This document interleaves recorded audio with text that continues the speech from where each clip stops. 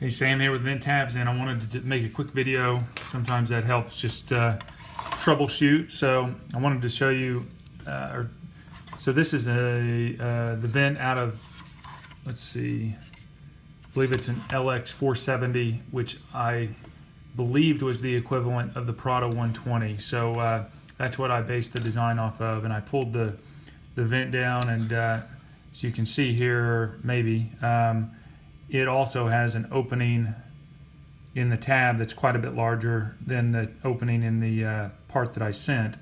And part of the reason for this is they are not using the edges.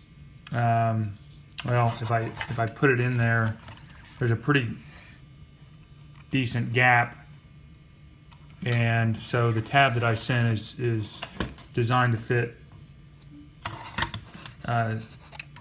closer on the louver. So this is what it looks like, and so I'm sending this just to see, does the vent match the vent, look like the same vent that's in the Prado 120.